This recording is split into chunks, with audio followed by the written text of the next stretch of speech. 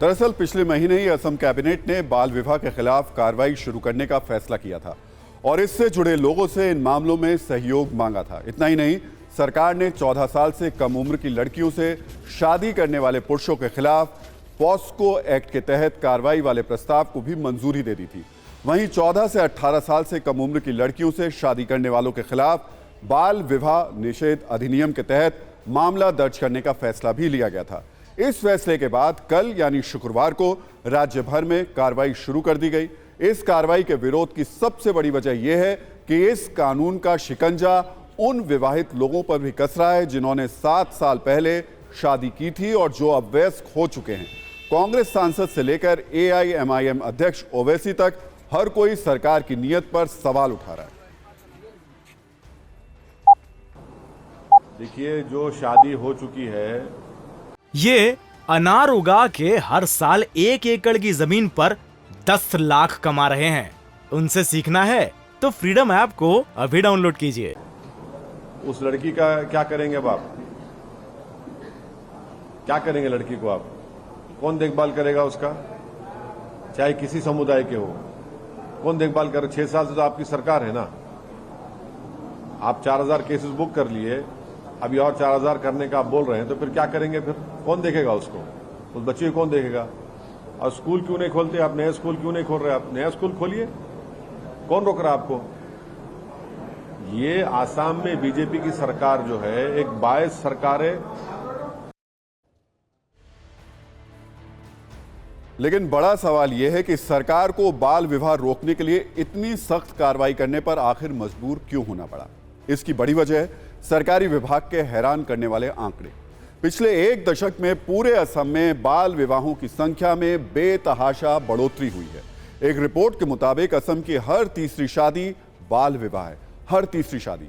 निचले असम में कम से कम 7 प्रमुख जिलों में बाल विवाह का सामान्य विवाह से अनुपात 2:1 का है, जिसका मतलब है कि इन जिलों में हर दूसरी शादी बाल विवाह है। हाल ही में नेशनल फैमिली हेल्थ सर्वे में एक रिपोर्ट जारी की गई थी जिसके अनुसार असम में मातृ और शिशु मृत्यु दर बहुत ज्यादा है। इसके लिए भी बाल विवाह को बड़ा जिम्मेदार ठहराया गया। एक रिपोर्ट तो यह भी कहती है कि असम में 11.7% महिलाएं ऐसी हैं जिन्होंने कम उम्र में मां बनने का बोझ उठाया है। सिर्फ धुबरी जिले में 22% लड़कियों की न केवल कम उम्र में शादी हुई बल्कि वो मां भी बनी। ये आंकड़े असम सरकार की ओर से दिए गए थे। स्वास्थ्य सेवाओं को लेकर साल 2019-20 के राष्ट्रीय परिवार स्वास्थ्य सर्वेक्षण 5 की रिपोर्ट का हवाला देते हुए ये आंकड़े जारी किए गए और कार्रवाई को जायज इसी वजह से ठहराया भी जा रहा है। बाल विवाह एक कुप्रथा है। डॉक्टर्स मानते हैं कि बाल विवाह के कारण बच्चे कुपोषित होते हैं। इसका शरीर पर बुरा असर पड़ता है जो कई बार जानलेवा भी साबित होता है। इससे बच्चों के शारीरिक, बौद्धिक, मनोवैज्ञानिक और भावनात्मक प्रभाव भी उनके ऊपर पड़ता है। इतना ही नहीं, शिक्षा के अवसर भी कम हो जाते हैं। इस मामले में धर्म को लेकर विवाद जरूर हो रहा हो, पूरे मामले में राजनीतिक रंग चढ़ चुका हो, लेकिन आपको बता दें कि असम में ये सालों से बड़ी सामाजिक समस्या रही है और मुस्लिम मानवाधिकार की बात करने वाले लोग भी बाल विवाह का विरोध करते रहे हैं। बाल विवाह के खिलाफ कठोर कदम उठाने की मांग करते रहे ये लोग लगातार आंदोलन भी करते नजर आए हैं। हेमंता बिस्वा शर्मा सरकार की दलील है कि मुस्लिम इलाकों में बाल विवाह के केस ज्यादा हैं, लिहाजा पुलिस इन इलाकों से ज्यादा लोगों को गिरफ्तार कर रही है। खैर, अगर राज्य की जनसंख्या की बात करें तो साल 2011 की जनगणना के अनुसार असम की कुल जनसंख्या 3 करोड़ 10 लाख है।